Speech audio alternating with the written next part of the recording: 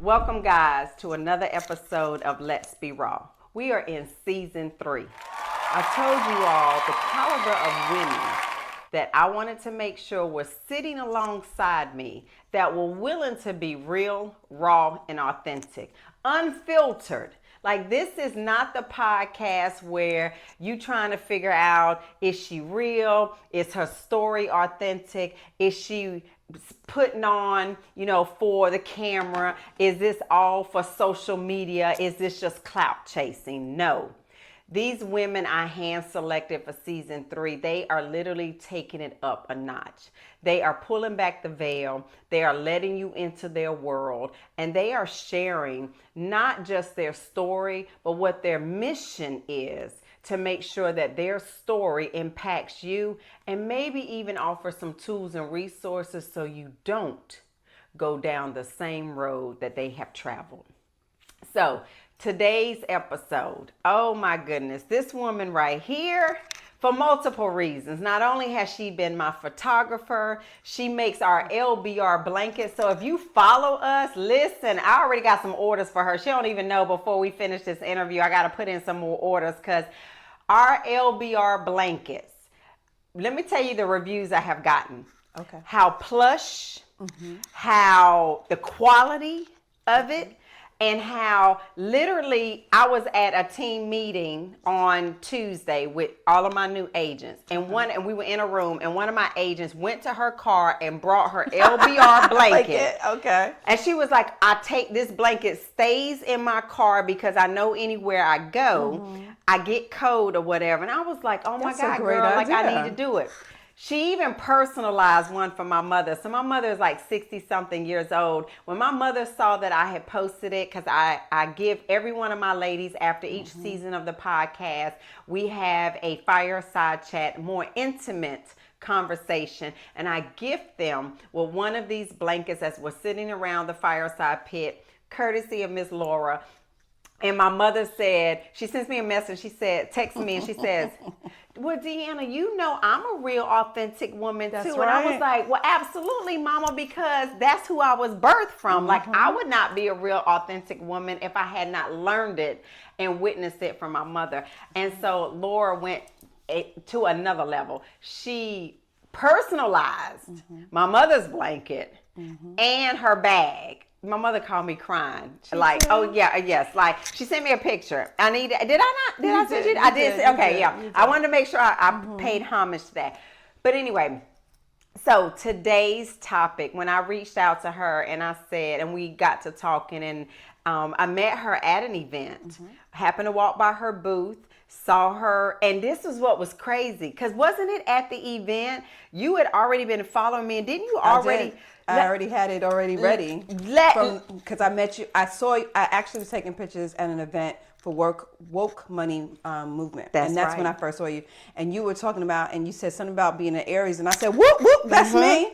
So I'd already had it to the side. And then when I found out that you were going to be an honoree at that event, I already had it prepped for you. Oh my goodness. So I walked by her, and it wasn't even prompted. I just went out there to patronize all of the vendors. I walked by, she starts talking to me, and she says, oh, I already have your logo on it. I wanted you to be able to see it. And I was like, has she got my logo? I was like, what is she talking about? And she did. She had one of my business's logos on there. And I was like, oh, girl. I mean, you just talk about marketing and positioning your company. Anyway, I digress. I just want y'all to know that I am very purposeful in making sure that the women that come onto this platform and that share their story, they are so multifaceted. They are so multidimensional. They have so much to bring you, not just about what they do, but who they are and what has shaped them to be able to be so confident, so beautiful, so poised to be able to sit right here beside me, and so gracious to be able to say, Deanna, I am willing and I am okay with trusting you with my story. Today's episode is titled Silent for Survival. And I'm going to say that again because I want y'all to just sit with that, because I know this resonates.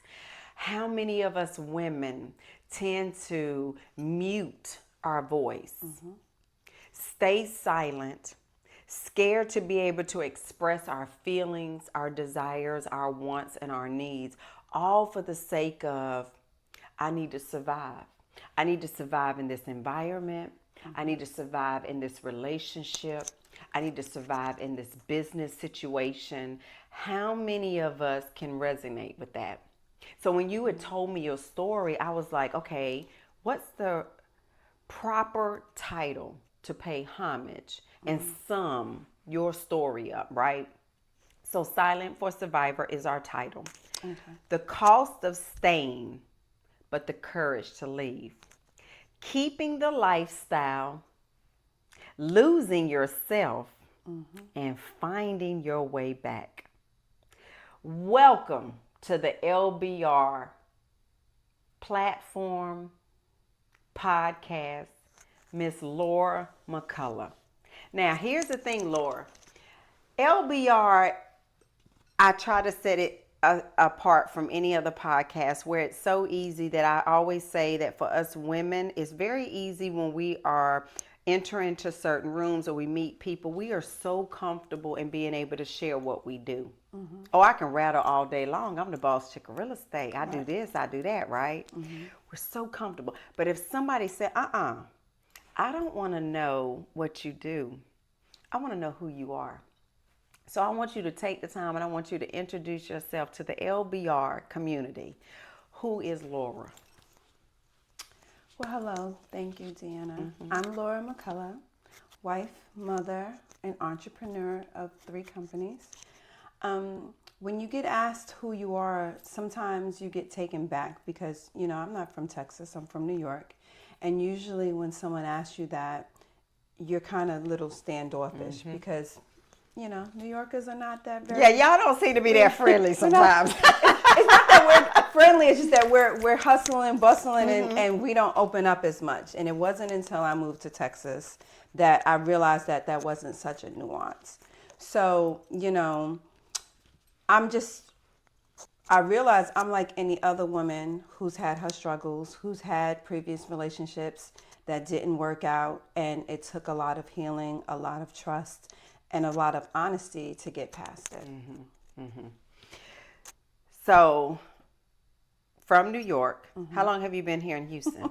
25 years. Oh, girl, you is damn near Houstonian. No, not yet. She is not Not yet. I've been here now 17 years and I'm claiming a Houstonian. Yes. I get the difference is I'm from small town North Carolina. Okay. You from the Big Apple and all of that. I gotta keep repping.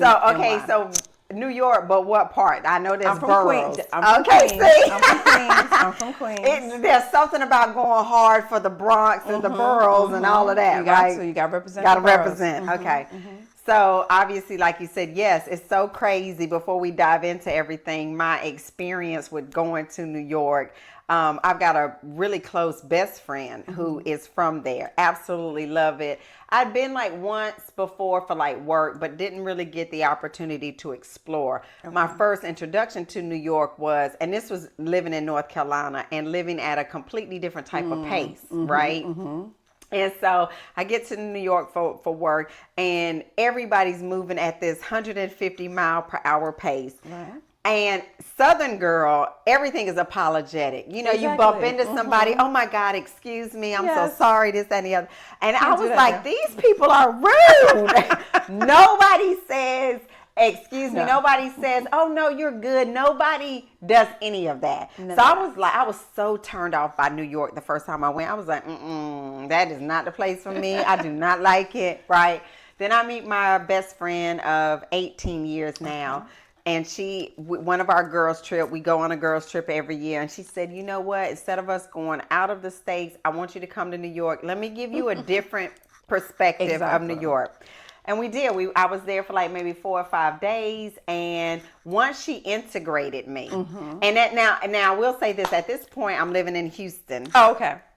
So I'm used to now at least a little bit more of a fast pace. Okay. Just a little bit. Just a little bit. So we get there, she's taking me around and this, that, and the other. And I'm good now. We do Okay. the subway. We go to the Apollo, where I got to take a picture outside of the Apollo Theater because at this point it's closed down. Right. We have brunch somewhere in the bodega area. So now I'm understanding the word bodega. Right.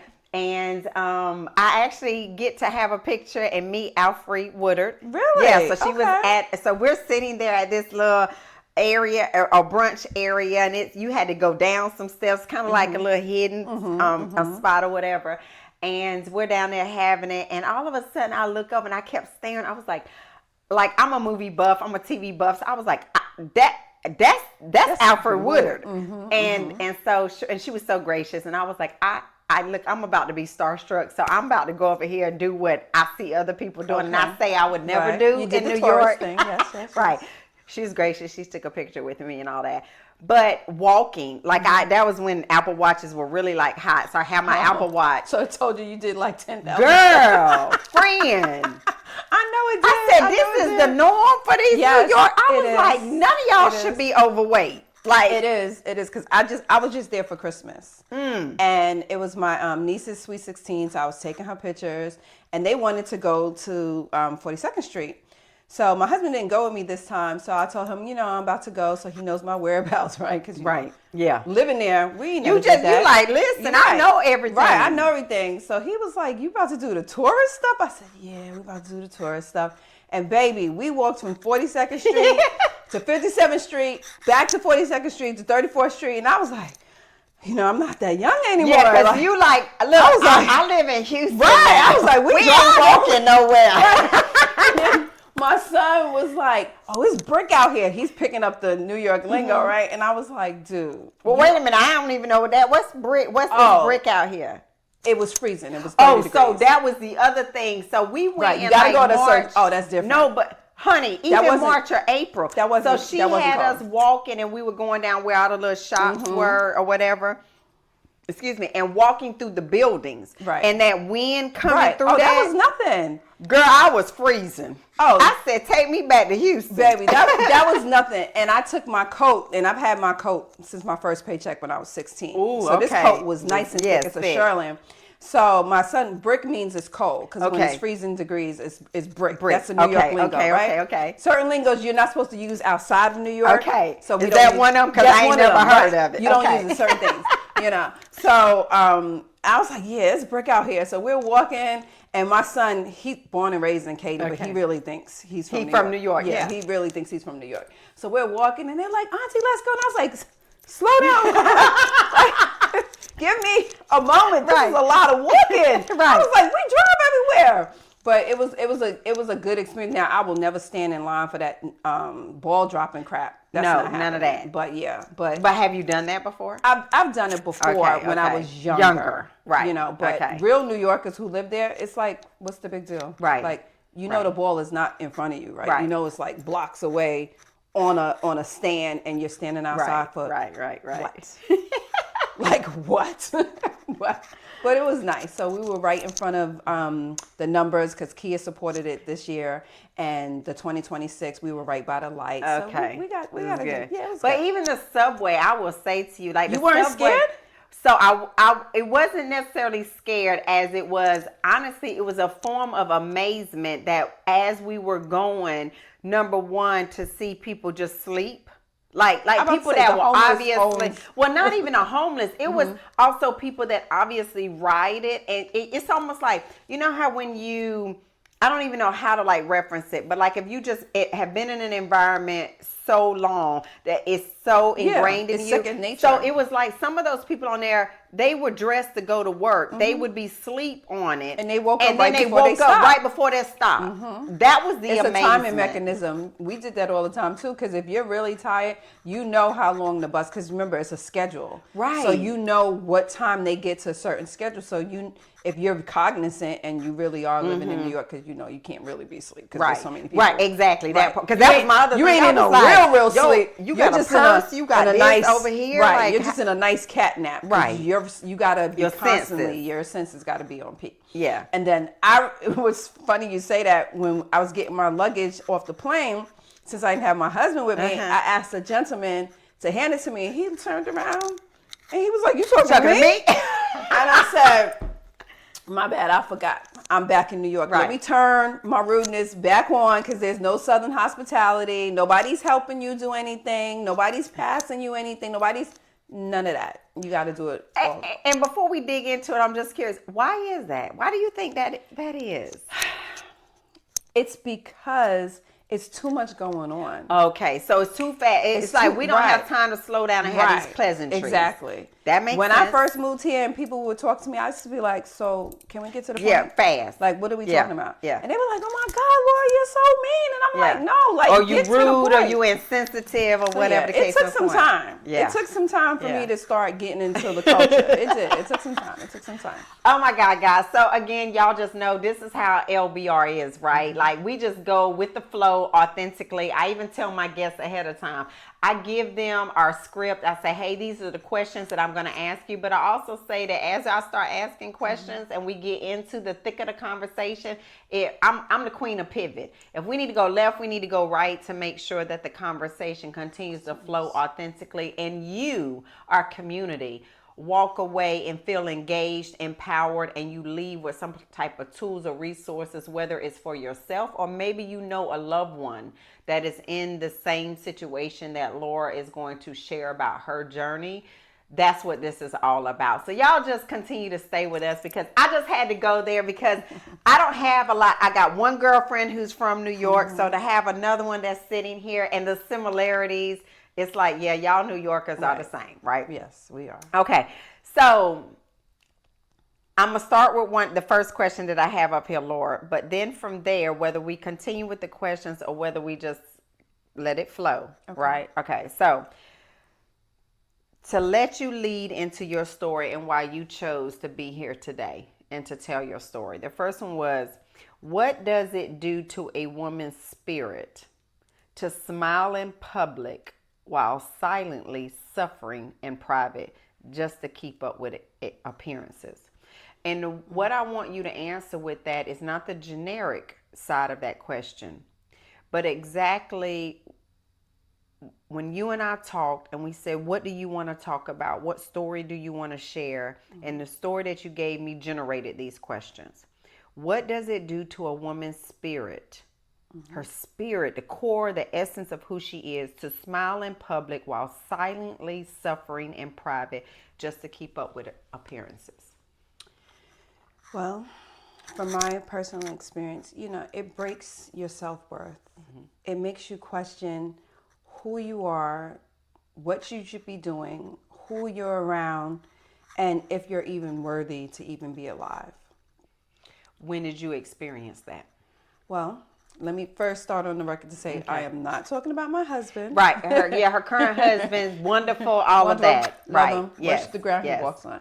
But, years ago when I was young, very young, I wanted to be with this celebrity. He was just becoming a rapper, and being around that limelight already is intoxicating because you're seeing so many things that you weren't able to see before. So a lot of things that you come across, you push to the side because you're like, oh, that's just part of the celebrity life.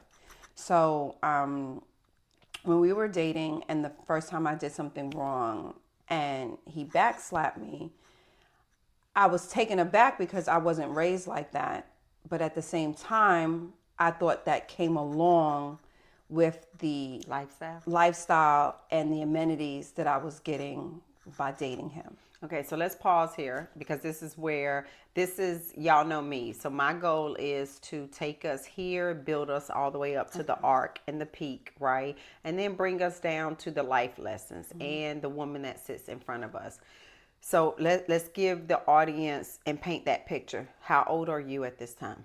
I'm 21, 22. So very young, very impressionable, right? I'm going to go a step further.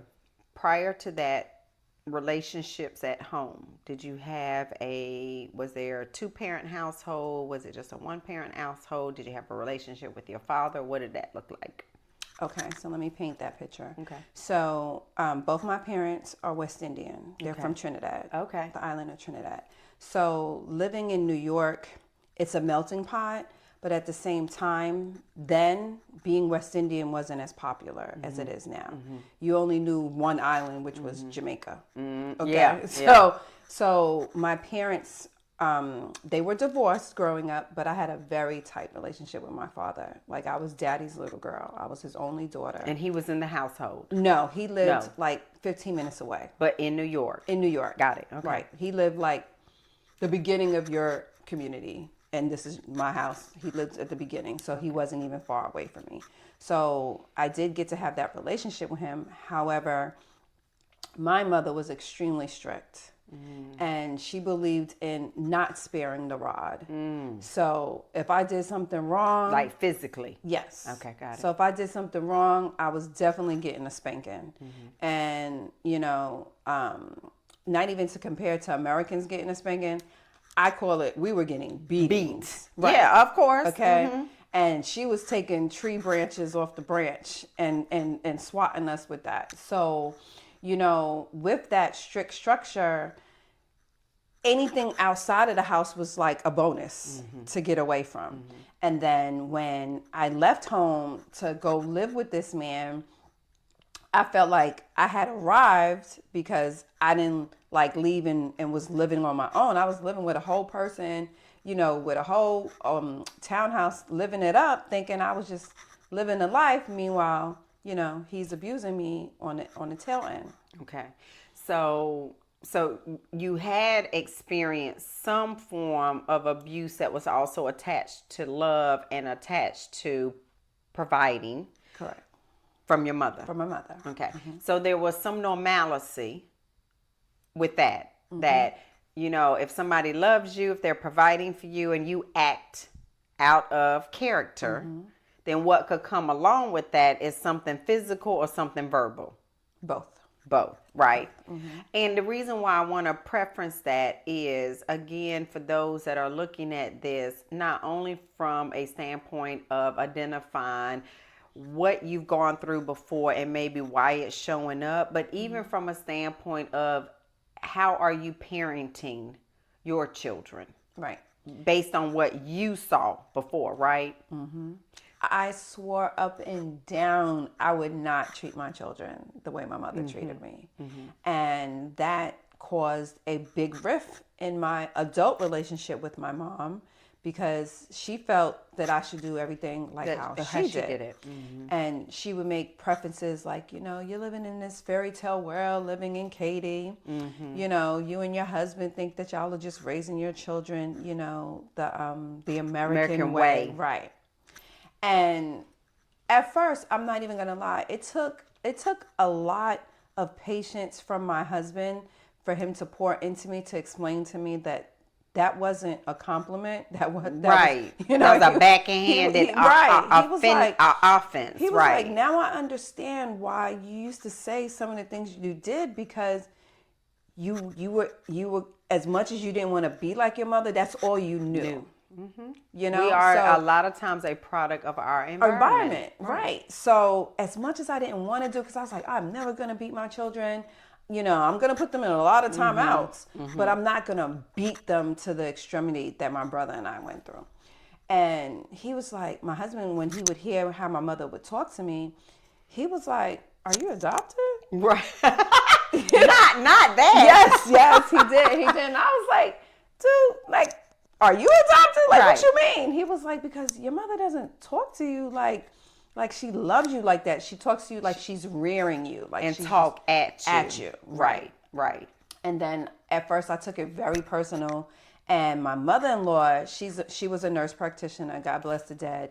And she studied in child psychology.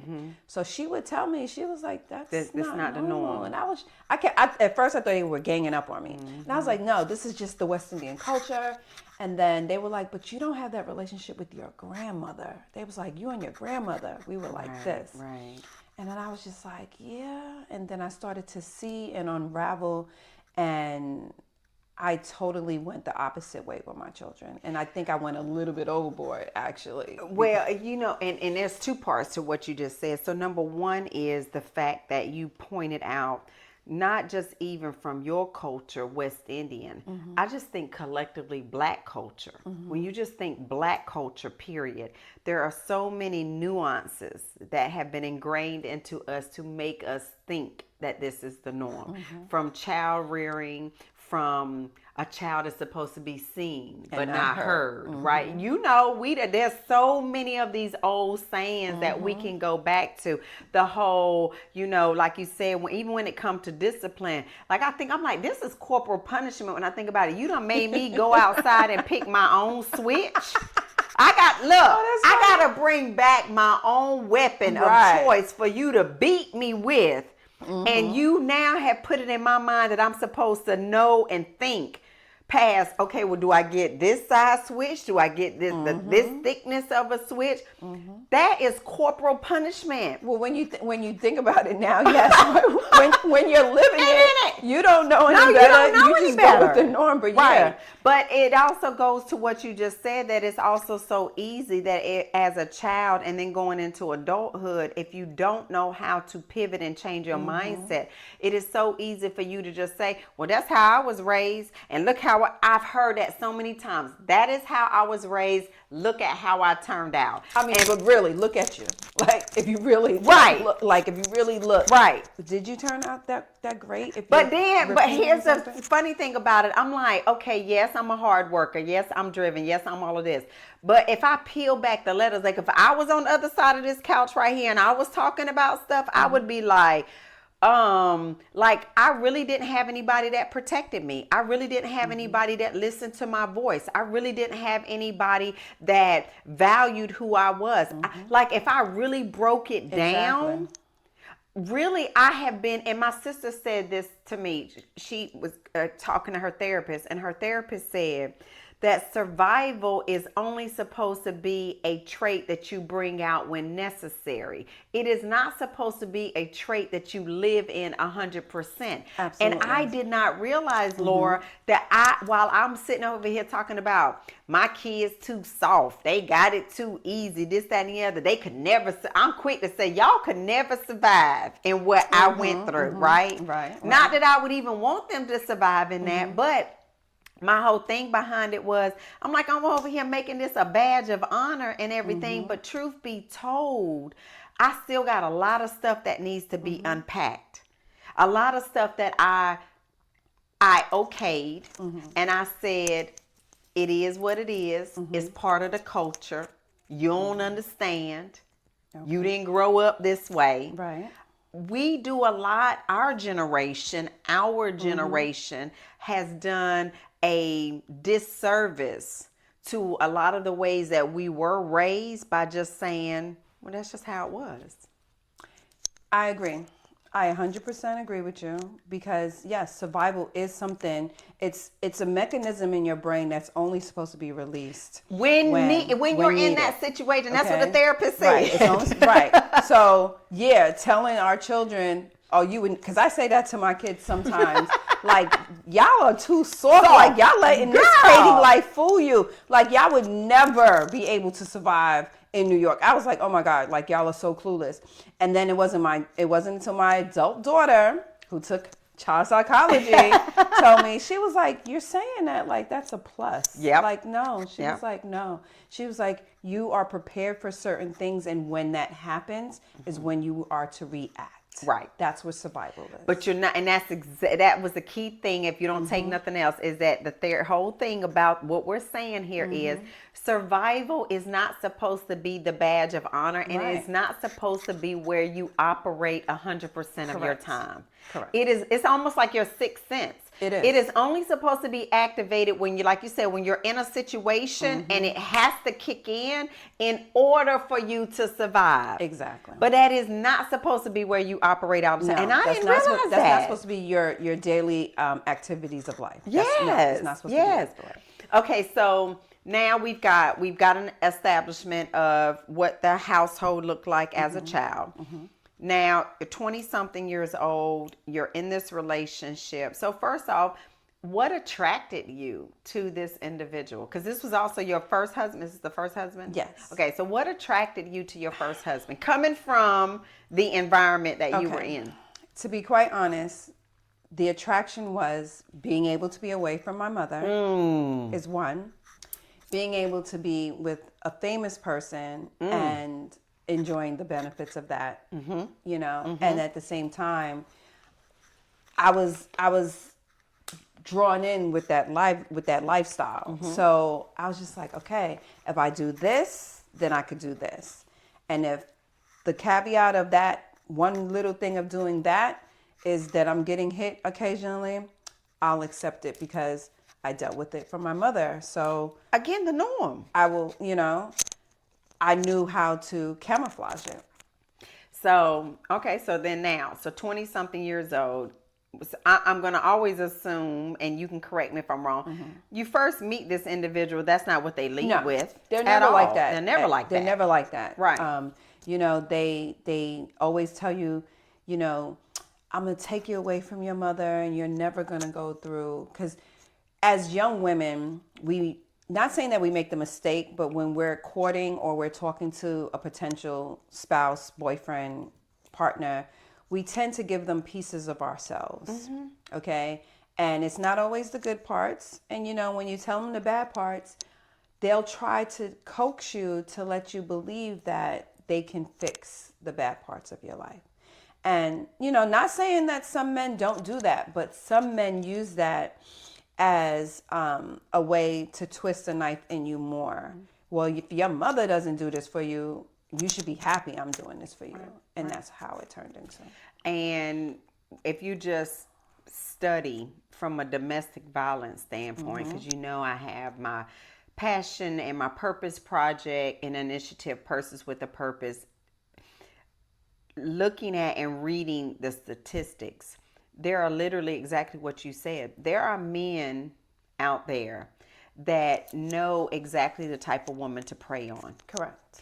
And they know the behaviors. Like, there are men that will know the today Deanna and Laura, oh, don't even try it. Right. Don't even come this way, because there's something that we give off that says you can't even come into our space. Right.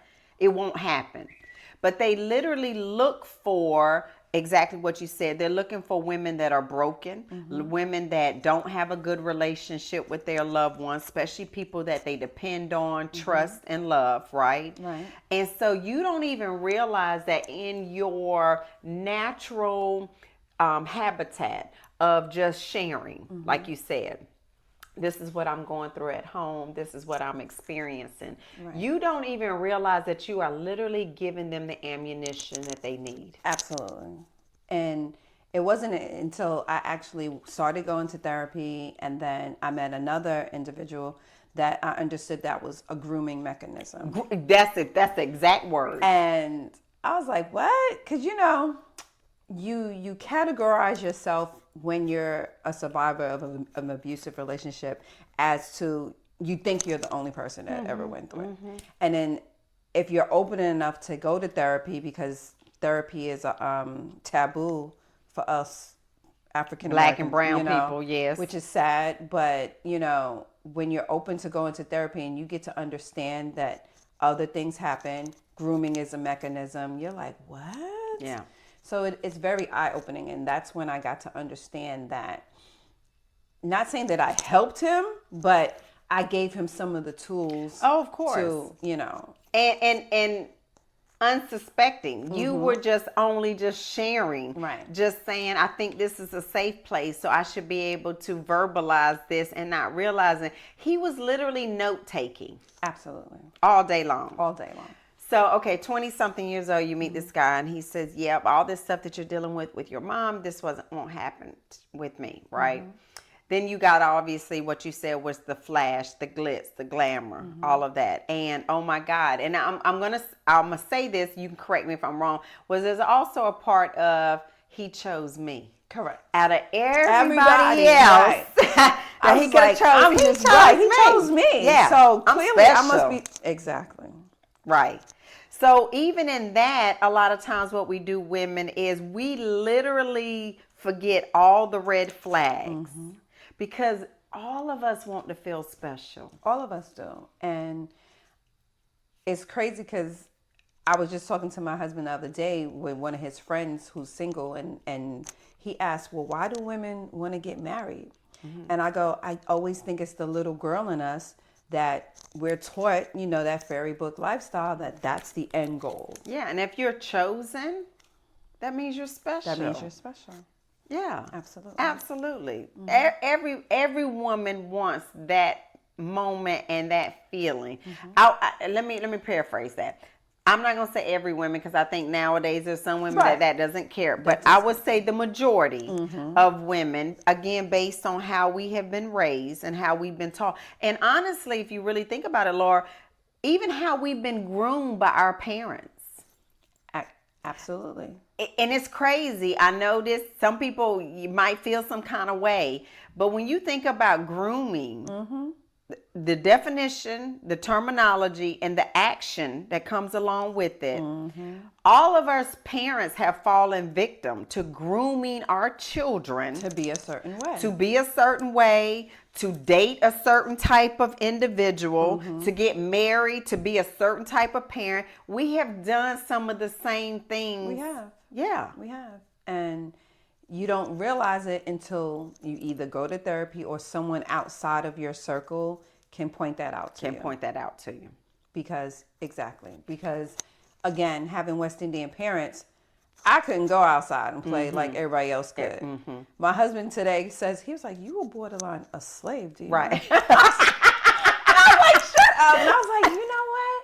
I was like an indentured servant. Like, I had to clean. Yeah. I mean, I don't mean just wash dishes in. Like, I'm scrubbing pots outside. Oh, no, baby girl, me and you, and I ain't West Indian. Okay. I'm washing clothes by hand. I know how, when people tell me they know how to clean a bathroom, I can go behind them and say, no, you didn't clean this bathroom, because let me tell you how I was taught. I was told to get down on your knees, and we cleaned all the way around the toilet basin. So I never even thought about when men urinate in the toilet and it trickles down. Exactly. My stepmother taught me, oh no ma'am, we gets down, and when we say we clean the whole toilet, this not just the inside of it. It's not, exactly. She would make us take the whole toilet, the lid part off. I was responsible for cleaning that part of it, however far I could get to the back of it. Baseboards. Oh yeah, baby. Oh, baby. If my mother went like this and saw something on her hand, I say to my kids, y'all don't have a clue. Baby, we can talk about that forever. That's a whole nother episode. Let me just tell y'all. But I'm just saying, so yes, you are absolutely right. When I look back, I'm like, Jesus, like, you right. That was a form of slavery. Exactly. Okay, so back to this. 20-something years old, you're in this relationship and everything. So what has he introduced you to that now, besides being introduced to it, then I should want you to lead to the first time, the physical side of it? Or did it start physical before it, or did it start verbal? Because a lot of times I know most of the women that I talk to is, it started verbal, or it started, diminishing and bringing down, my character and who I was before it got to physical. Right. It wasn't physical at first. It was a lot of verbal, to where I'm very sociable. So if I'm talking to somebody else, he will say something like, why are you talking to this person? And it was always a man. It was rarely ever talking to a woman, until I started voicing to my friends, he's a little jealous and it's getting like scary. And they were like, oh girl, look. We could trade shoes. Like, why would you want to leave this man? Like, look what you're doing. So it got to the point where it was like, well, maybe I should just be okay with it, because there's other people in line. You start checking yourself, right? You and start you questioning. Start also justifying and okaying it. So because my mom, she screamed at me all the time, I would just try and blank it out. And then the first time that I ignored him is when he actually hit me. So paint that picture. Where you at home? You somewhere? We're at home. I'm washing dishes, and he's telling me about an event, and he's screaming at me because he said what I wore was a little too provocative to be outside. And I was like, okay, I see your point. And then I kept washing dishes so it wouldn't escalate.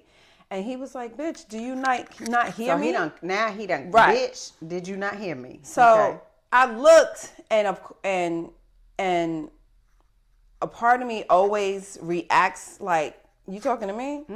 But, like, even to this day, I'll just be like, wait, what?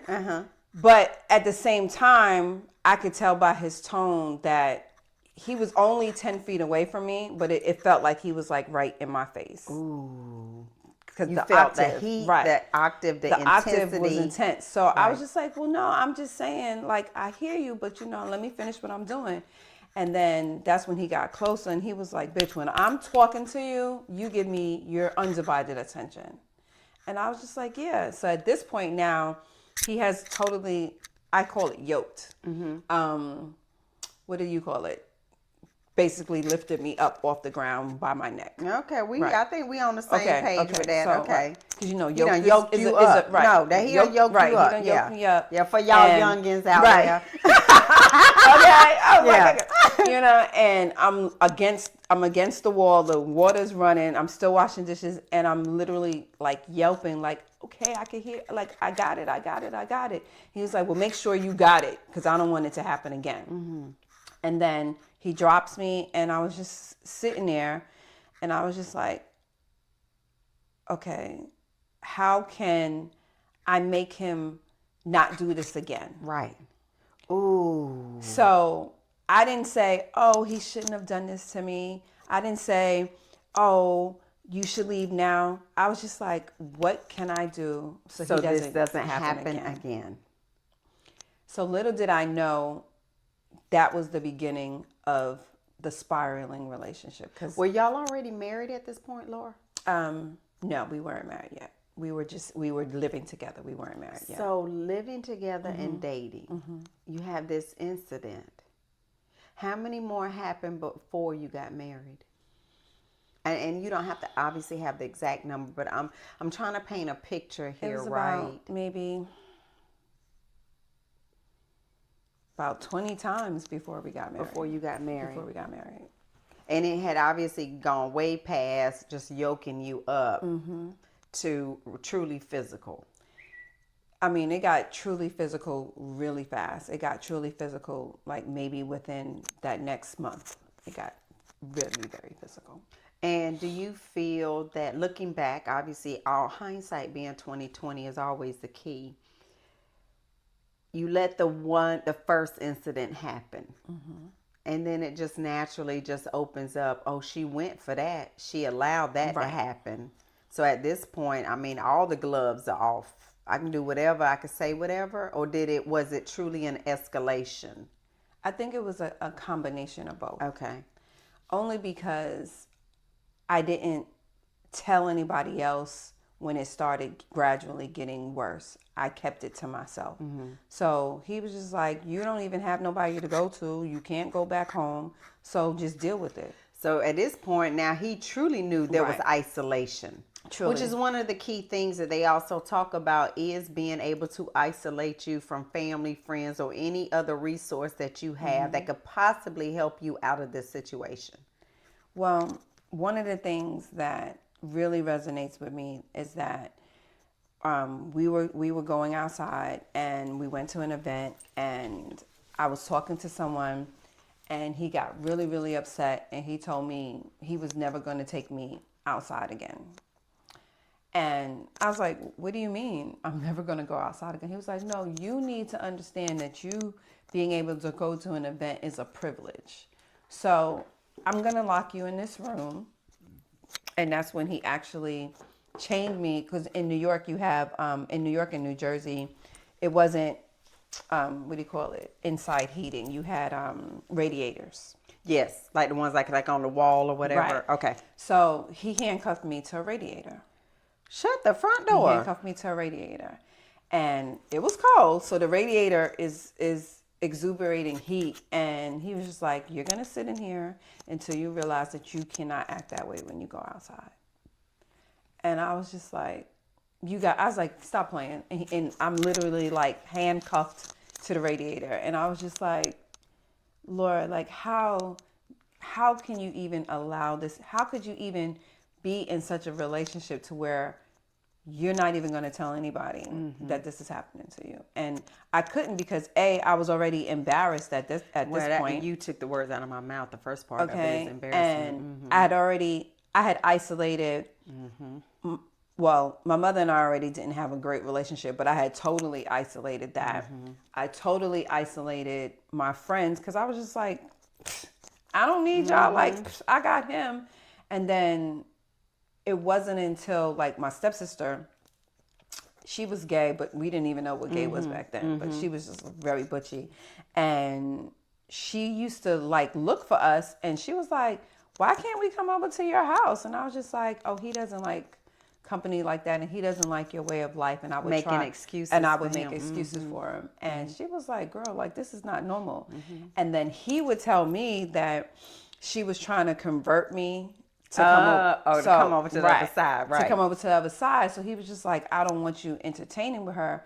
And that also was a wall that I was just like, you know, I love you as my stepsister-in-law, but I can't have you over here. So it wasn't until when he unchained me from the radiator and I went to the grocery store, I asked a person who was shopping if I could use their phone. And then I called her.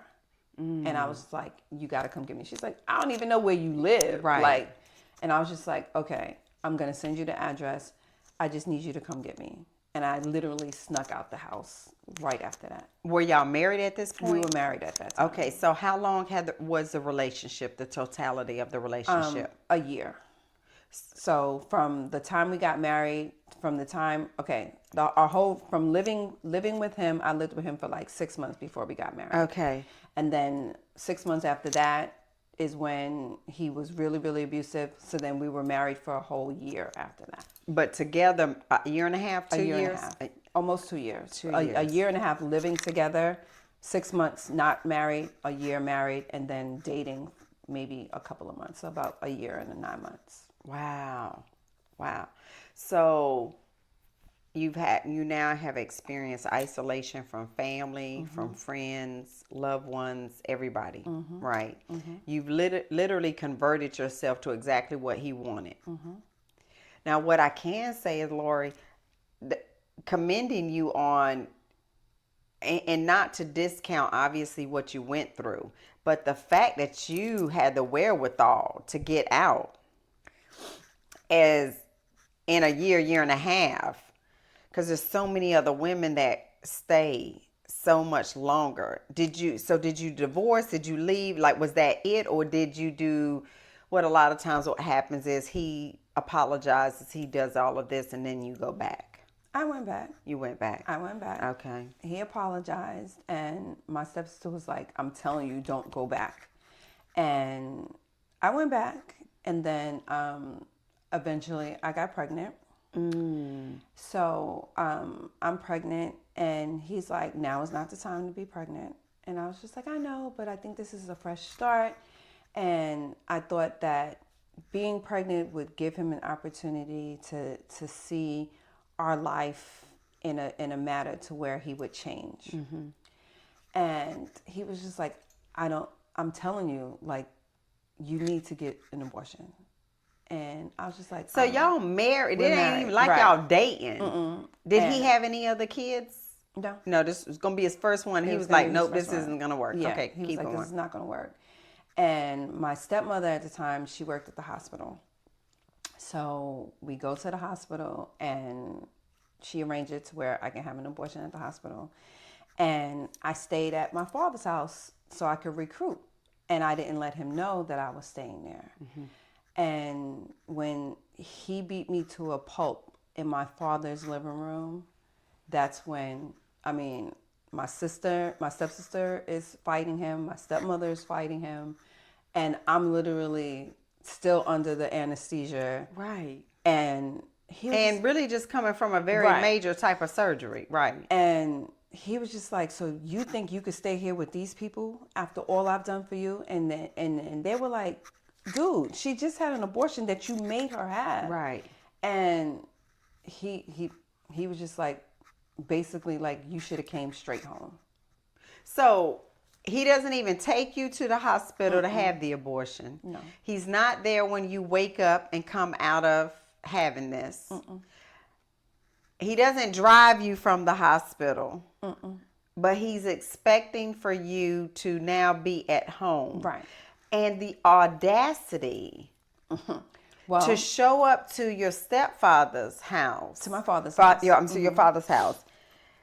And physically assault you. Now mention, I drove the Mercedes that he gave me to my father's house. Okay, but that's So, your in mode his of mind, transportation. It didn't Right. matter. It didn't matter. In his mind, I should have got right back in that car And drove back, yourself. and drove myself. So I drove to my father's house. My stepmother and my stepsister went with me. She worked at the hospital. So he was like, I don't understand why you're not home. So because I wasn't answering is how he showed up at my father's house. And came up in your father's house and physically assaulted you. So my father, again, I told you he's West Indian. I don't know how many West Indian men you know, but when they feel like one of my going, other when they feel long like time going ago home, girlfriend is from Trinidad, Right. and her, when they feel like going home, they'll tell you they're going to the corner store and they'll be in Trinidad. So my father wasn't even living in the United States at the time. So when he came home, when he came to my father's house, he was just like, bitch, why are you here? Like, you need to be at our house. And then that's when my stepmother, she was very, very aggressive. And she was like, you gonna let him talk to you like that? And I'm trying to leave with him. And they're like, Laura, like, you have to, like, lay down. And they were like, girl, like, if he's doing this to you like this, that means he does to you on a regular. Yeah, because now it's an eye-opener Right. for them because you've been shielding So, them. They I'm don't like, know. No, he's just upset. They was like, there's no way. They're like, there's no way. They were like, we can help you. You need to stay here. And they were like, no, he's like, you need to go. If you don't go now, you're never coming back home. So of course I left with him. And going back into the relationship, now I'm hiding, taking birth control pills. Because you don't obviously want to go through this Right. again, get pregnant by him again. Exactly. Right. So then when he finds that I'm taking birth control pills, when he found out I was taking birth control pills, he hit me, he pushed my head against the wall and he asked me, did I ask permission to take the birth control pills?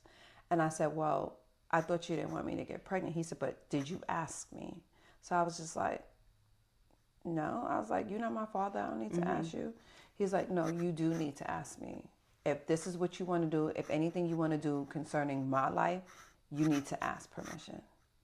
So I was just like, oh, okay.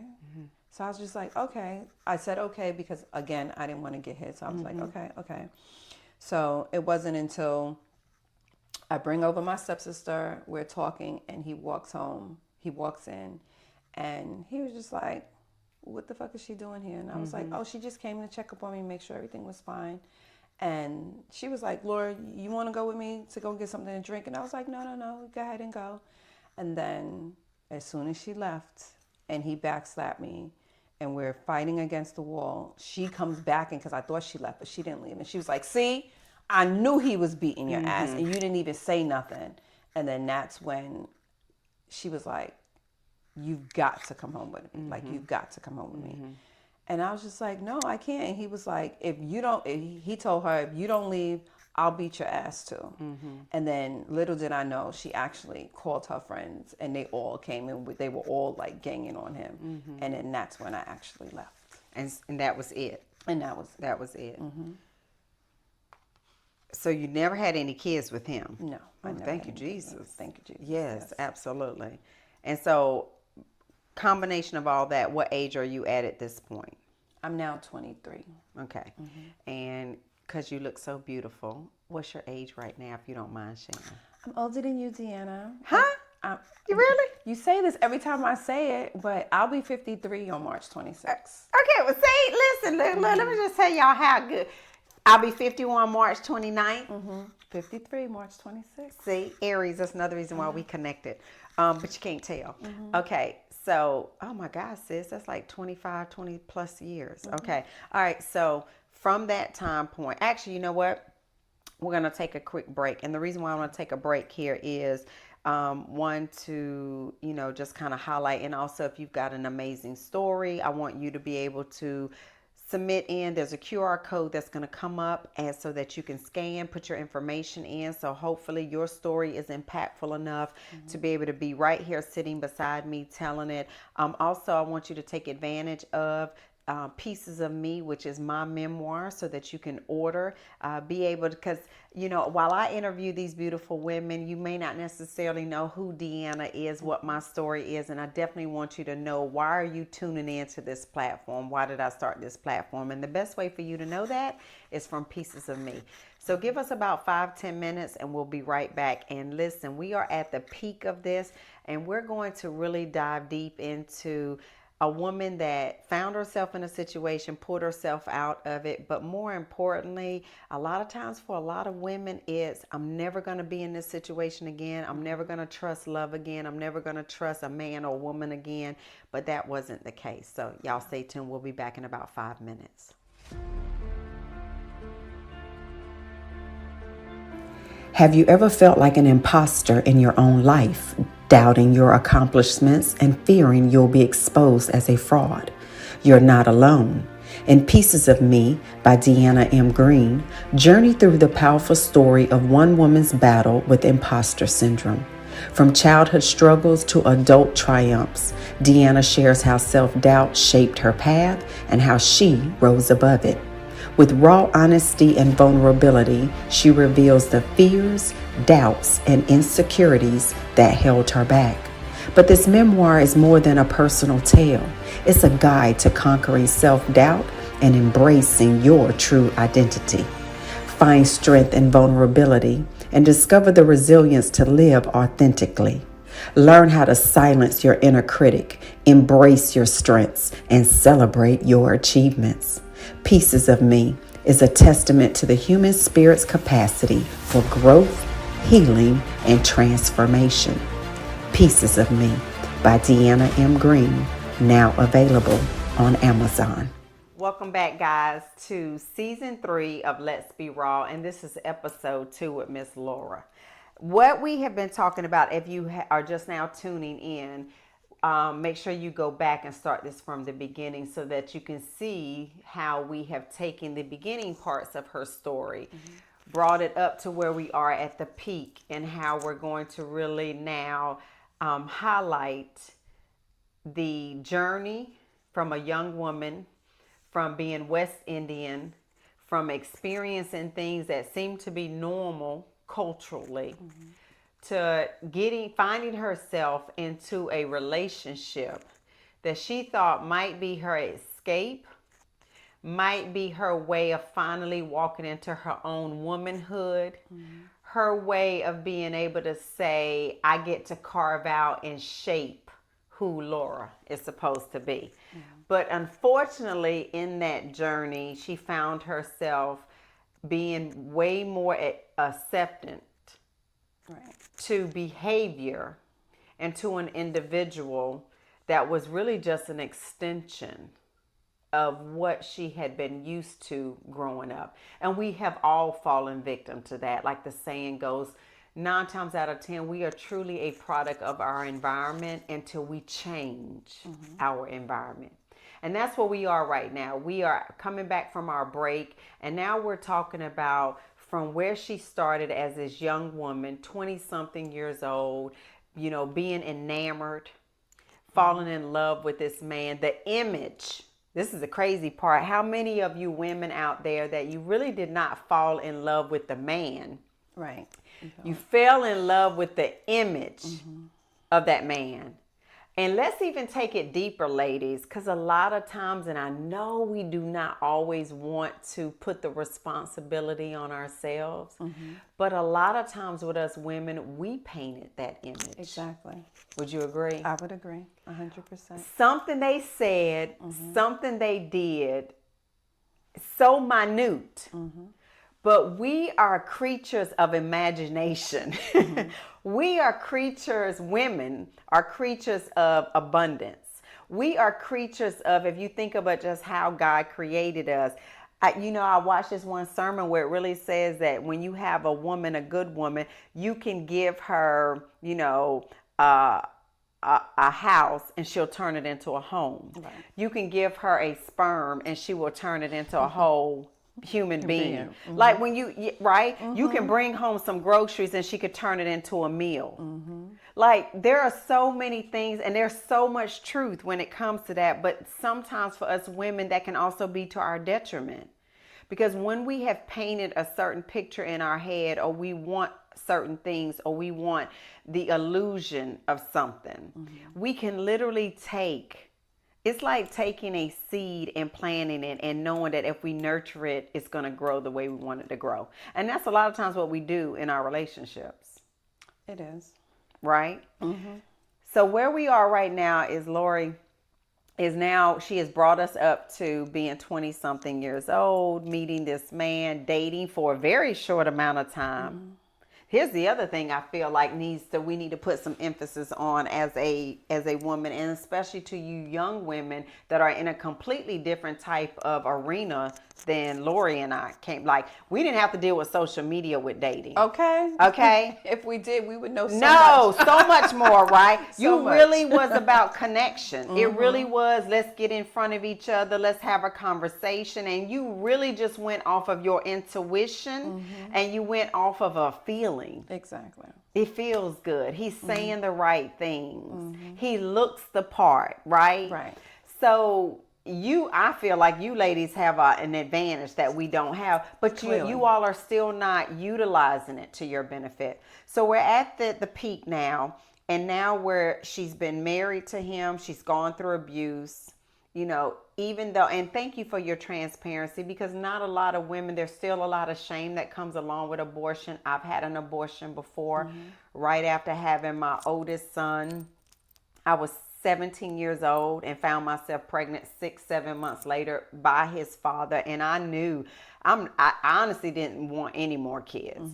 And so abortion for me, while it was forced upon for Lori, it wasn't for me, but I knew that's not what I wanted. And I know that, for those out there, it can be a sin and all that, but I also ask for forgiveness, and I'm like, Lord, I can't bring another child 6 months later into this world. I can barely take care of one, right? So thank you, number one, for being transparent and authentic and sharing that part.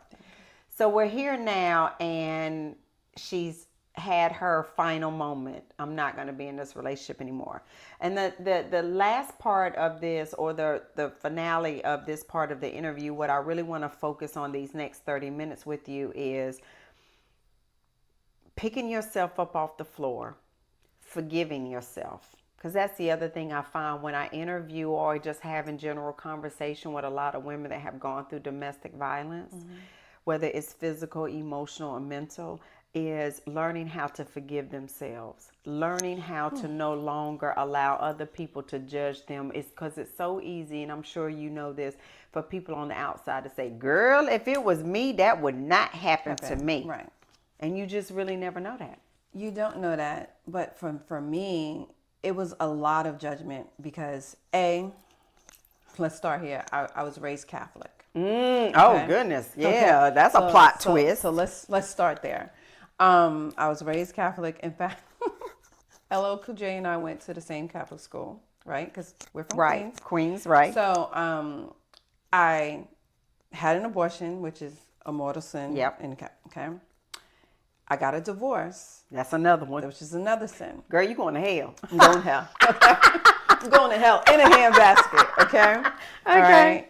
I don't have a relationship with my mother, which is also a sin. It's a cardinal sin according to the Catholic faith. So it took a lot of therapy, because for a while I went into a shell, because my pastor and I were really, really close growing up. He did my first communion. He did my confirmation. And for those of you who don't know, those are just catechisms that happen when you're Catholic. There's different stages that you have. So the sacraments of being a Catholic, your final one is a funeral, which of course you don't get to talk about. But the sixth one is marriage. So okay, so educate our listeners. Right. So yeah. So the first sacrament of being Catholic is being baptized, right? That's what your parents do. Then you have you have communion, where you accept the body of Christ, right? So you go to class for that. Then you have confirmation to where you confess your sins whenever you do something wrong. Then you get married. Right? And then when you get married, you got to take classes to join y'all together. And then when usually a priest pardons you when you're on your deathbed is the last one. It's the last one, okay. So here I committed these cardinal sins according to them. So my pastor stopped talking to me. So I'm trying to tell him what I was going through, and he was just like, I can't even have any conversation anymore because you committed these sins. You didn't have to do this. You could have gave the child up for adoption. And I was just like, I couldn't even get to full term with this man and he was like, and we could have came to therapy. So because I didn't do any of that, he stopped talking to me. You get casted out. I get casted out. So now the shame is starting to sink in that I didn't do all the steps that I should have done in my marriage. Talking to the church, because I kept it away from the church because I felt like I'm bringing more harm to the church, but I didn't confess. So I didn't do my sacrament. So with that, I stopped going outside. I started drinking a lot, and I started smoking weed. So I started drinking and smoking weed, and then I started going to parties to where that would numb the pain. And unfortunately, I had mixed weed with some cocaine, and then I blacked out. And then when I blacked out, I don't even remember who I even slept with when I blacked out. So when I went to the doctor to get the and it wasn't a plan B then, I forgot what they called it. Then you had to get like a not the DNC, but you had to get cleaned as well. Right. And that's when they saw abrasions, and they were like, you may not even be able to have children again. Oh, wow. And I was like, what? And they was like, yeah, because they was like, your uterine wall is so scarred. Oh, wow. And I was just like, okay, so that was my wake up call. Oh, absolutely, sis.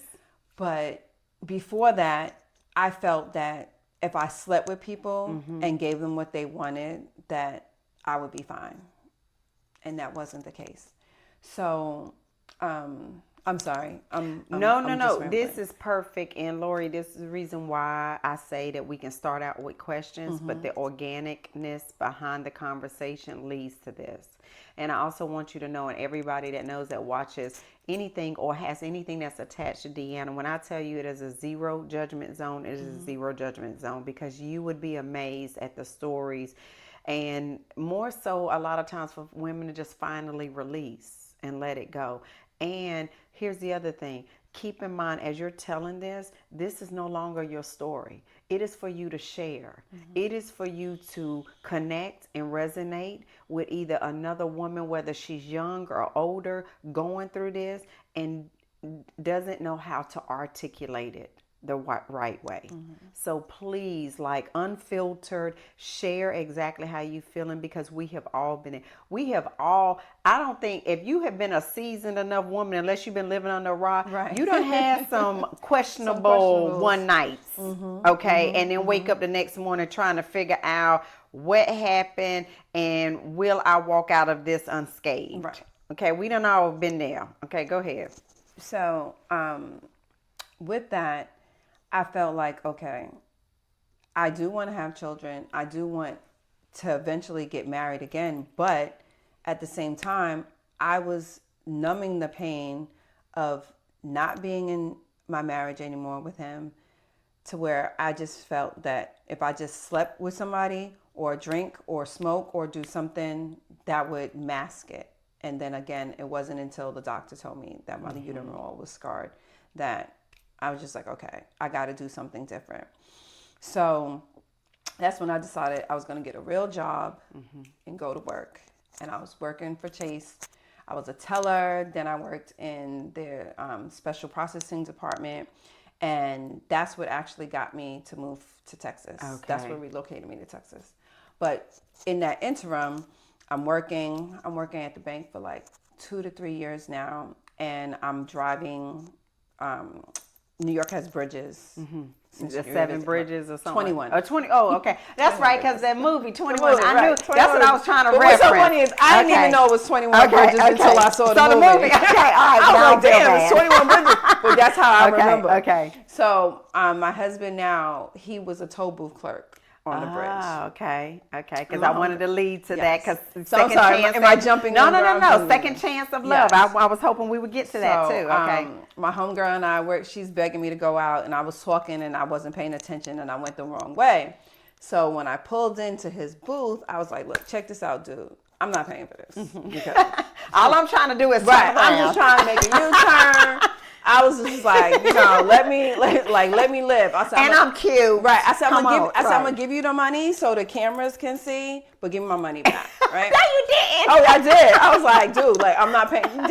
The toll just went up when the mayor just won on New Year's. Like that toll was crazy. Right. So he was like, all right. So he had a music note on his hand, and then when I saw a music note, I was like, oh, no. No. I was like, what does that mean? And it was, you know how when you get the tattoo, it's just a stencil at first? Right. He's like, oh, I'm a producer on the side. And then I wanted to be a rapper. I know it's funny. You told me this. Right, I wanted to be a rapper. So I was just like, all right. I said, that's cool. He was like, let's exchange numbers. So I was like, all right, here's my pager number. Because it was pagers back then. So I was like, here's my pager. You can page me. And then I was like, all right, give my money back. So we go around, and this is Martin Luther King weekend, 1998. Okay. So I signed up for calculus tutoring at LIU, and he was the calculus tutor. No way. He was. No way. And so toll booth guy and the calculus tutor. But he didn't look like he did on Saturday. On the toll booth. Right. On the toll booth, he was Stefan. Okay. At school, he was Steve Urkel. I was like, huh? He was like, yeah, did we just meet? I was like, did we?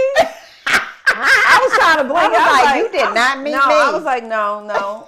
I was like, no. Oh, and then weeks were going by. He's like, when do we go? And I was like, never. I was like, I have an image to maintain. I was like, dude. And at that time, I had already created like a whole new persona of myself. I wanted to be Lex. I was Lex, Laura Laura Extraordinary. Okay. So I was just like, dude. Because now you would think about rapping and going to be my career. To rap. Okay. So my car had broke down, and I was like, hey, don't you live in Queens? He's like, yeah, I do. I was like, can you drive me home? He was like, if we go out. And I was like, maybe I'll catch the subway. Right. And I was like, well, I worked in Long Island, so the way the suburbs work, the suburbs outside of Queens is like Katy and Cypress. So there's no trains coming out. Public transportation like that. You got to be driving. So I was like, all right, if we go out, let's just compare it to like from here to the Woodlands. So if you live in Cypress, we're going to the Woodlands to go out on a date. So nobody I know will see us together. Right. Messing up my image. Right. So then he has his glasses. Like he was so structured. And I was just like, and I'm over here being all fancy, drinking my water and holding my pinky. Right. And he was like, what are you doing? And I was just like, that's me. That's what we do. Like, what? And he was just like, girl, bye. Right. And then he was like, I am not calling you Lex. Your name is Laura. And actually my whole name is Laura Lee. Laura Lee. Right. Okay. So he was like, I won't call you Laura Lee, but I'm calling you Laura. I'm not calling you that Lex. Right. Like you're bugging. So we're dating, and I'm keeping him a secret, right? I don't want anyone to know who he is. And then my homegirl, she sees us. She was like, wait. I know I did not just see you with this geek. And I was like, because we're at a restaurant. Now we're in Queens. So I'm like, maybe nobody will see us. We're on a restaurant. Nobody should be eating outside at this time of day. And my homegirl sees me, and she was like, what are you doing?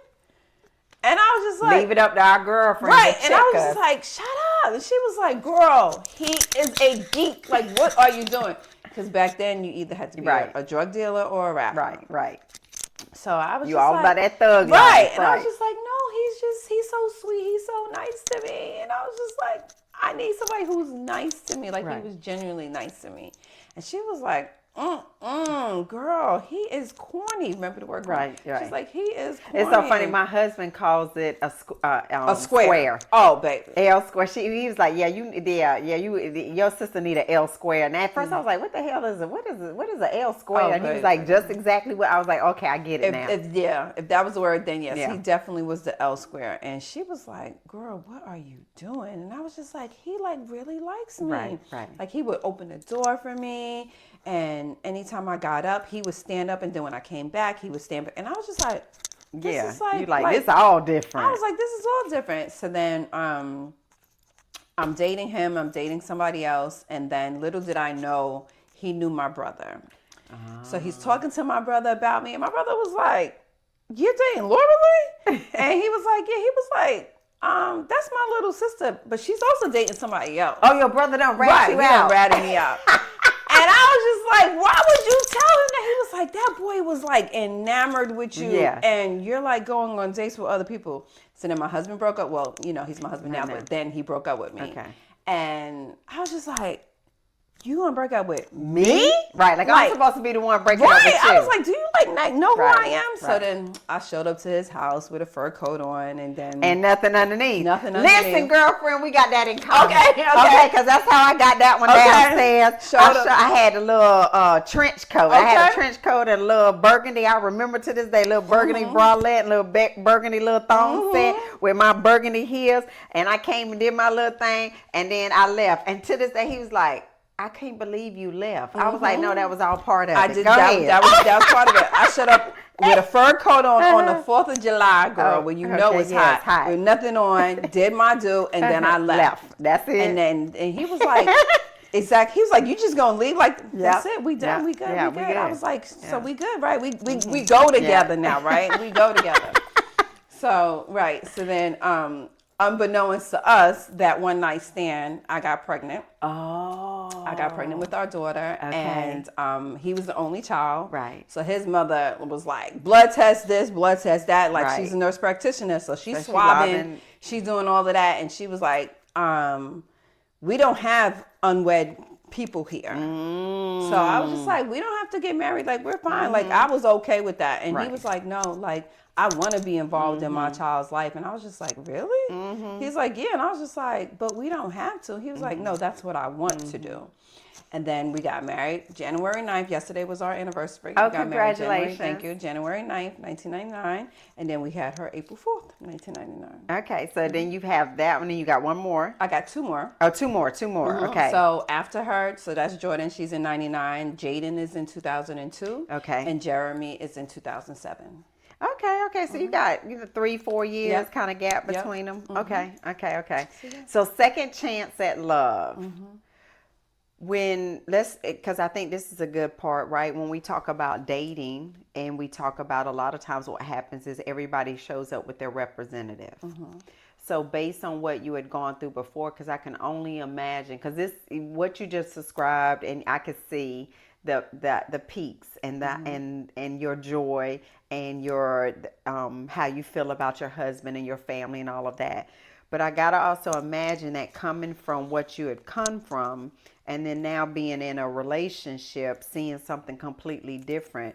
Talk about moments of either uncertainty or moments of, do I even deserve this? Is it real? And if you didn't have those feelings, great. I'm just trying to paint the picture when I talk to a lot of women that have been through, those very traumatic relationships, and they finally get into something good, how sometimes for a lot of women, they'll sabotage, right? That relationship, because again, it's, I don't think I deserve this, or you're so used to, here's what I equate it to. I've got a girlfriend right now that's going through a domestic violence situation. She's now finally reclaiming herself, and she's going through a separation.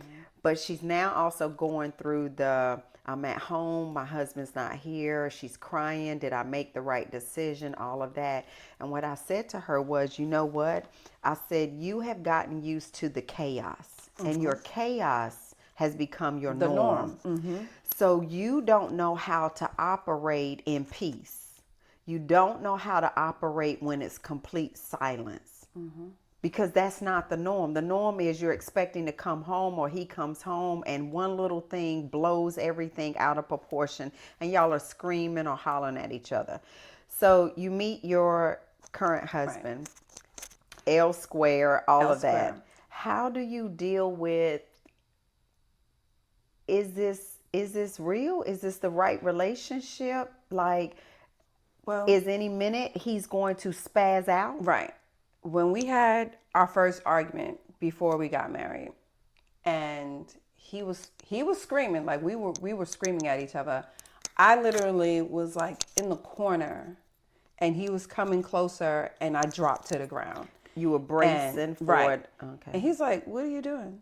You're like, "Girl, get your ass up." And I was like, I want you to stop screaming. He was like, "Oh, we gonna finish this conversation, but you need to get your ass up." Right. He was like, "I'm like, what do you want me to do? Bow down to you? Like, what are you doing?"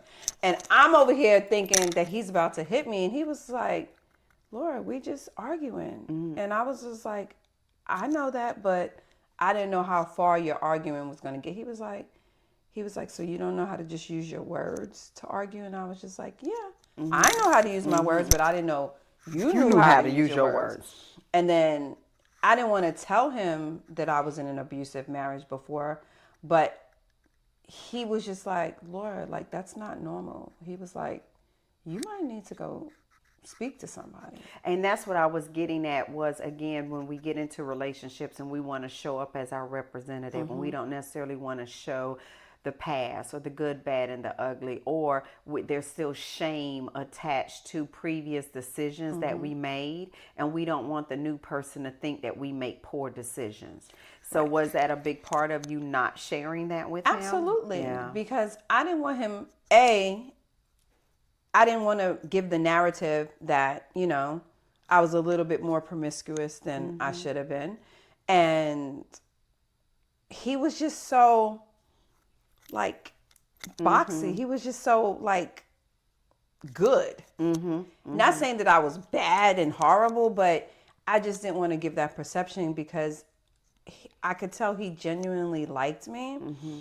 but I didn't want him, I didn't feel like my badness was even something he could accept, because I felt like he was just so good. He was raised by two parents, and his mother had him at 50. Girl, we got a whole lot of similarities. Okay. We just need to go and just have dinner and drinks and really talk. Yeah. His mother had him at 50. Mm-hmm. So I was just like the Jezebel who not only is pregnant, she's like, "Who is this girl?" So I just didn't want him to have to explain my baggage, mm-hmm. because he legitimately was like, "No, that's the woman I want to marry. Like, mm-hmm. that's the woman and his mother was just like, "Calm down, stop, pump the brakes. Like, we can wait a minute." Mm-hmm. And he's like, "No, like, mm-hmm. that's my forever." Mm-hmm. And it wasn't until he said that, talking to his mom, defending me, is when I was just like, okay, then I can just give him a little piece of me, and see how he can interpret it before I can give him my all, because I didn't want him to think that I was such damaged goods. That's right. But that's real. Mm-hmm. And how long have you and your husband been together now? Married and all that? It was 27 years yesterday. 27 years. Mm-hmm. Congratulations. I know, I look so young. Yes, you do. Yes, you do. 27 years. Does he know exactly who Lori is? Like, do you feel like you've shared everything with him? No. Okay. And I say this because I told you I used to be in videos and stuff when I was younger, right? Mm-hmm. So when the whole scandal came out with Diddy, he was just like, "So how much of that were in?" And guys, this is new to me, so y'all, I'm getting what y'all getting. So I said, I was in some things, mm-hmm. and he was just like, "So you don't want to elaborate?" And I was like, "No, not mm-mm. really." I said, "I really don't." I said, because I've closed that chapter of my life. Mm-hmm. And another video girl, her name is Karen Steffens. I don't know. Yep. Superhead. Mm-hmm. So she wrote this book. I read both. Right. I think she got like two, don't she? She has three. Okay, so I've read two. I need to go get that third one. When my homegirls and I were reading it, we were like, "Yo, she's like telling everything." Uh-huh. And a lot of similar things that she's written, I've gone through. Okay. So I'm just like, I'm not going to tell I don't want to call him Lily White, but I'm not going to tell my husband something that I built to not be like that person. Right. That part of me. Right. So no. No. I didn't give him exact details, like certain things he does know, but like all of the nuances from date, no. And so when you said that to him, how did he receive it? Did he dead it, let it No, go? he didn't, because No. he's not that type of person. Okay. So he was just like, so you really not gonna say nothing? Like, it's that precious to you that you can't tell me? I said, it's not that it's precious. It's just that that's not something I want to relive. And you don't want it to be attached to Right. what y'all have. So watching, just watching Cassie and everybody else and all of the witnesses And tell that their is story. stuff that you have been through, Right. something very similar. I said, that's hard. I said, and she did this on public television. Right. That's hard. I Right. said, she's forever in a bubble. And also the scrutiny that just comes along with it. Because you got everybody saying she stayed for 10 years and she's now saying this. And not realizing You the cannot, psychological. right. No, until you've been in it and you've experienced it, You can't. You cannot pass. And that's why I say all day long, when I say it is a no judgment zone, I have absolutely, I don't even care if you and I just sitting here having this conversation. I've said it. There's been some similarities, but even in our similarities, the choices and the steps that you took for your journey was different than mine. So who am I to have any type of judgment other than the fact that I can have some empathy to, girl, I've been through an abortion. And so regardless of, and again, it goes down to my abortion was elective. I said, this is what I want to do. Like, I'm not having no kids. Yours was a completely different situation. But what I can say is where I feel like we would be on the same universe is the fact that even though mine was elective, being on that table and being able to feel that life being pulled out of me and then having to go through the days of the bleeding and all of that. There's no way that you could be a woman and the way that God wired us and not have some type of emotional and attachment that comes along with, at the end of the day, I just had a life. And I don't know what that life could have been. What could I have birthed? Right. What could that child have been, become, or whatever the case may be? And I literally told God, I'm making the decision that life that you put inside of me is not worthy enough to be here. When easily that same decision could have been made from my mama. My mama my mama had me at 16. Okay. And she white. And she was messing around with a black man. Oh, in that day. Right. In that day and age. Like, everything was stacked against her. And she easily could have said, no, I'm going to go somewhere and I'm going to have this life sucked out of me. And I wouldn't be sitting here having this conversation. Right. So even in those, and that's why I say you just don't have a right to judge anybody's story. And the reason why I ask that too of you is, again, to also give a storyline and a baseline to women out there that no one is going to ever really know your whole story. The only person that's ever going to know it is a man above, or whoever you claim to be your higher power. That is it. And I think it goes along with what you're saying. It's not trying to hide anything, but there's also a protectiveness that comes into, I don't want to relive that or bring that part of me back to the forefront because that's not who I am anymore. Absolutely. And I'll tease my kids all the time and be like, you don't know your mother. Right. Listen. I was like, don't let the Katie mom fool you, because I was just like, your mom used to be like in a gang. They were like, what? Like they think that's like hilarious. Right. And then it wasn't until my best friend, she just moved from New York here, like in February of last year. And they were like, y'all were bad? And she's like, yeah, girl, your mama ain't tell you. And I'm like, girl, shut up. And I was like, we're not going to go down the complete history. Right. I said, but yeah, so, when I try to tell stories, or I'll try and peel some layers of my kids to ask how their life is going now to make sure that they're in right relationships, especially with my daughter when she was in college. I kept going, does he talk to you crazy? Or does he say Right, anything right. to you wrong? And she'd be like, Ma, you wouldn't understand. I'm like, girl, trust me. Yeah. I know. Yeah. And then it wasn't until I actually talked to my homegirl and she was like, Laura, did you tell your kids anything that you went through? And I'm like, no, like, I can't tell my kids. They were like, well, I think you should at least tell your daughter because you don't know what she could be going through. And to her, she thinks you just have this fantastic life and that everything is great. Yep. And she doesn't know that you went through some trenches.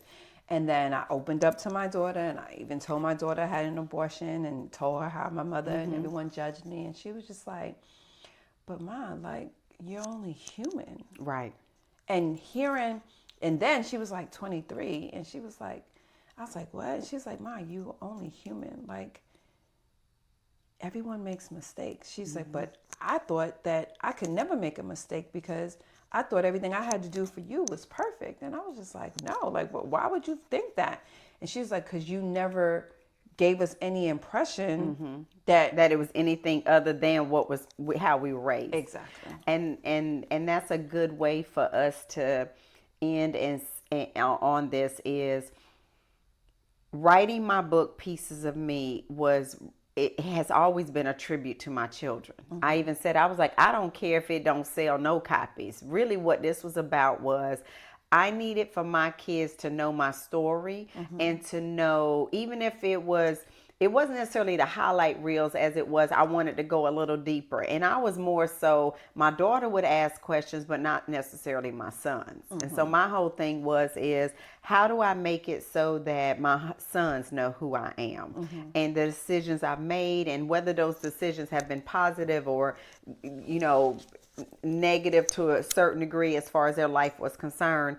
And so what I would encourage you is writing my book was so therapeutic, not only when I realized how I'm going back and I'm having to relive certain things that honestly, Lori, I thought I was over. I thought I was okay with. I thought I was like, no, that I'm good. Like that's so far in the past. And then as I'm starting to record, and then my publisher my writer is writing it out and sending it back to me, and I'm reading it, and I'm like, oh my God. But what really did it for me is exactly key to what you said about your daughter.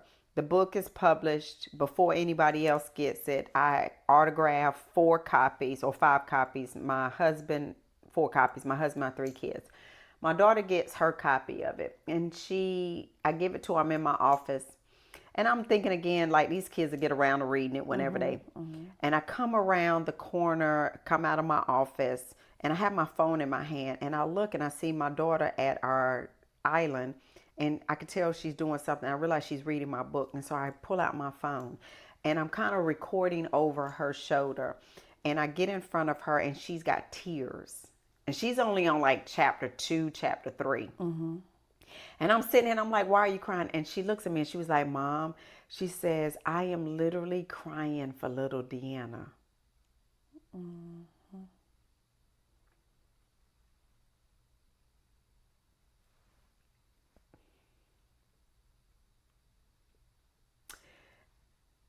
And she said, Mom, I realize now, just after reading these few chapters, like the things you've been telling me, or the reason why you are hard on me, or the reason why you have certain expectations for me. I always keep tissues here because I was like, you just never know when anybody, especially me, tear up, right? And she's like, I understand it now. Mama, this is what you went through. This is how you were raised. And I can say, Lori, after having her read that, and then she finished the whole book, and she even said, Mama, I want to come and do a podcast session with you where we can talk about your book and what my perception of you has been as a mother. Because again, it's exactly what you say. I'm the same way. I'm like, y'all are used to this good life. Right. Like this, all that I've worked hard for, y'all ain't never seen no lights turned off. Y'all ain't never opened up the refrigerator and there ain't been no food there. Y'all ain't never walked outside and all of a sudden the car ain't there because it's done been repossessed. Like I done went through all of that, and not just with my mama. I went through that young. Like all of these things y'all have not experienced. My kids have never shared a bedroom together. Okay. I never had my own bedroom. You know, my kids have never had to be responsible for any of their siblings. None of them have ever been at a stage where one was responsible for the other.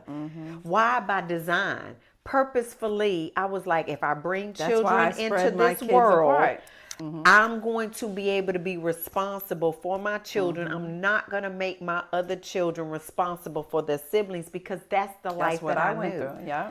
And I'm like, y'all over here talking about life is hard and y'all got anxiety and y'all stressed. And I'm trying to figure out, what are y'all stressed about? My language, I'm like, what the fuck y'all stressed about? Right. Like, I'm like, y'all ain't got to worry about nobody, right?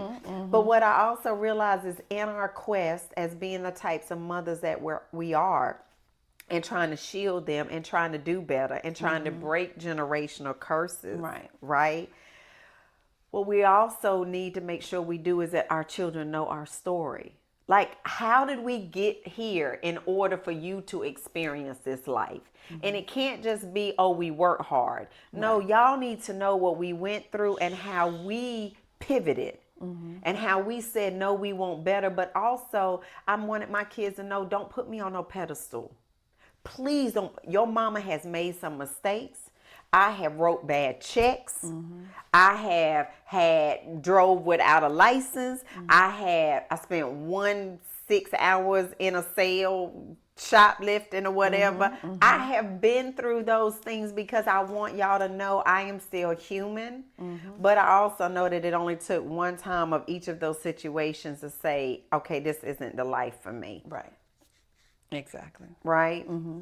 But I think as mothers, we don't want our children to go through what we went through, so we don't tell them at first. Right. Because you're like, why would I want to tell you to repeat the cycle? But we have to let it go. We have to release it so they can learn from it.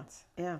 But in the generation we were raised, it's do as I say, not as I do. And don't talk about it. Okay, and don't talk about it. That's right. Okay.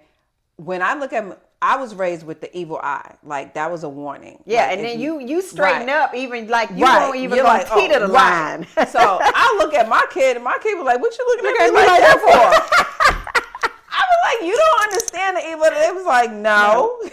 This generation is just so speak your mind. Tell Well, they're your about truth. Communication. Let's talk about feelings. Why are you looking like this? Why are you feeling this way? Yeah. And that took me back a minute. Like, damn, like this generation, y'all can just say whatever y'all want to say. Yeah. So we might not have our teeth. We might be sitting on the floor. That's what I said. Yeah. I said if I spoke back to my mother, I wouldn't have my teeth. No. And then they were like, and you don't think that there was something abuse? wrong with that? Right. They were like, that was abuse.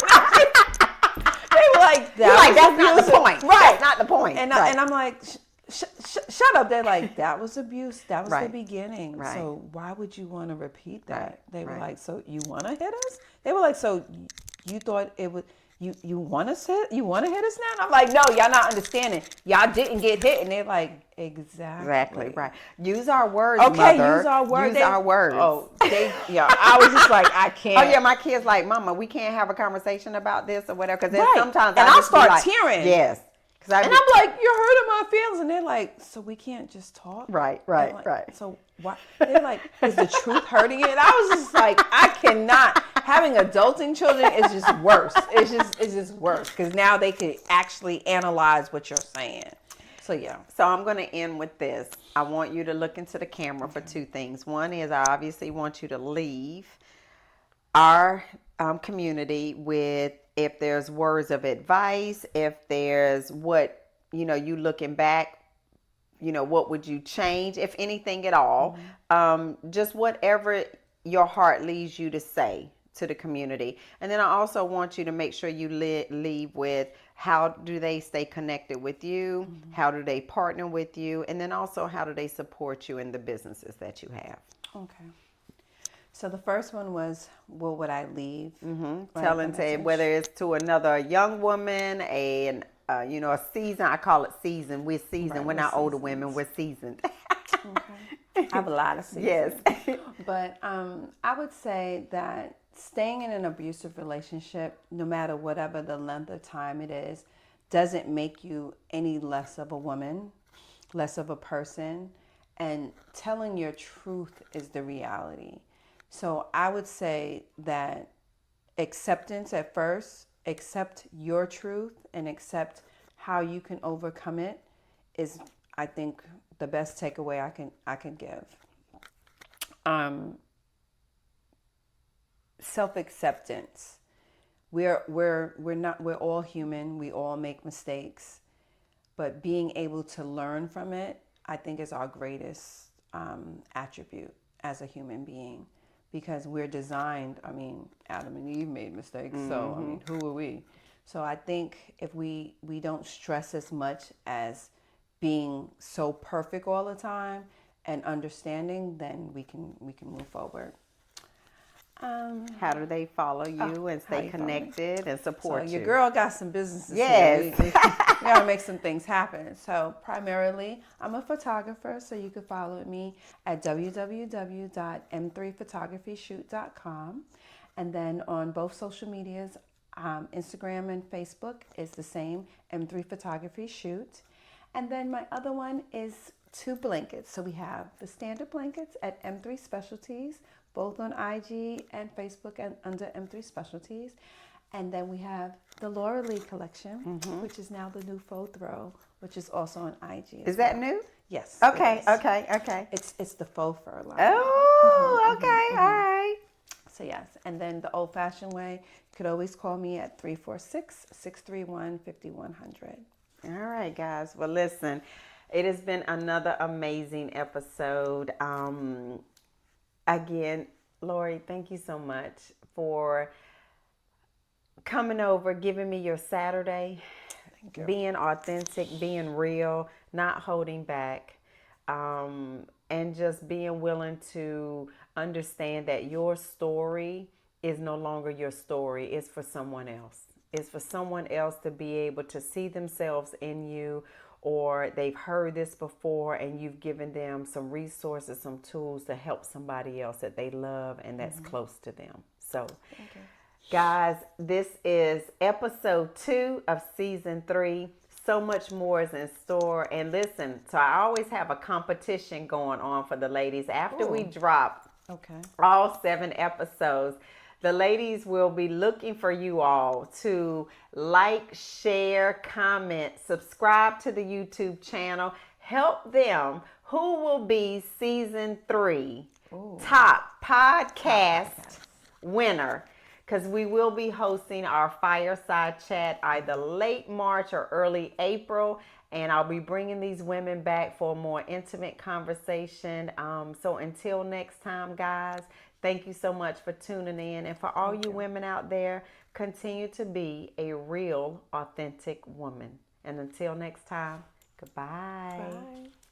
Have you heard about 52 Shades of Wealth? This is a wealth mastery challenge.